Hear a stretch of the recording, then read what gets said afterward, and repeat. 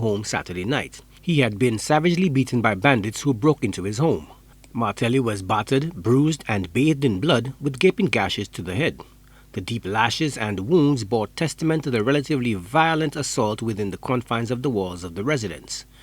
Due to security concerns, one of his neighbors who witnessed the aftermath declined to appear on camera, but she recounted some of the details to Southern correspondent Desmond Collymore. My spouse and I, we came from a funeral repast, and that's where my spouse normally parked his jeep. That's by his brother's place. So when we drive in, we realized he was sitting on the step. Then he called, he said, Malthus, Malthus.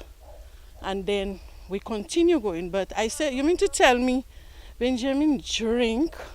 And that's why he's sitting. He cannot even enter his home. But when we finally drove almost where he's sitting, he said, Malthus, Malthus, you bat me, you bat me. So my spouse went and parked the vehicle. But what I did, I was the first person who got out of the jeep. I said, let me go and see what is his problem. So when I came to him, he sat on the step and I saw all his head. All his head has blood, all his face, his clothes. At the time, the victim was too disoriented to relate to his neighbors what transpired at his home on the fateful night. But subsequent reports indicated that the bandits apparently gained entry into the home by ripping off the burglar bars before proceeding to beat the homeowner from pillar to post. Martelli was robbed of money and other valuables and left for dead by the assailants. It was a gory scene with crimson-red stains on the tiled floor, with the concrete walls also painted with blood. So my spouse came and he asked him, Benjamin, who did this to you? He said, I don't know, I don't know.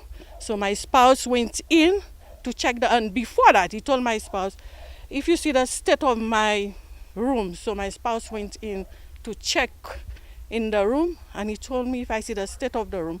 Then we walked back and we went to the kitchen. When we went to the kitchen, we saw blood stain all over the floor, everywhere.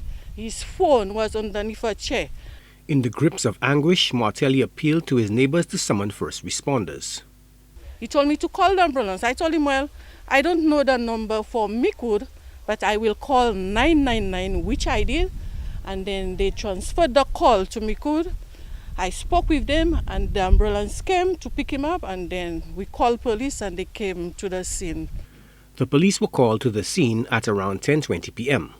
Officers acting on intelligence gave chase of a vehicle with the individuals on board matching the suspect's description. According to reports, the alleged perpetrators shot at law enforcement officers who returned fire, wounding one of the suspects in the process. Officers at the Miku fire station responded to an emergency call regarding a shooting on Sunday 22nd November in Magwetut, Miku. The emergency crew found on scene a male individual sitting on the road in the presence of police officers.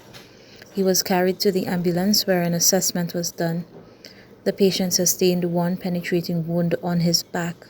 He was then transported via ambulance in a stable condition to the St. Jude Hospital. The male suspect is said to be receiving treatment at the hospital under the watchful gaze of police officers.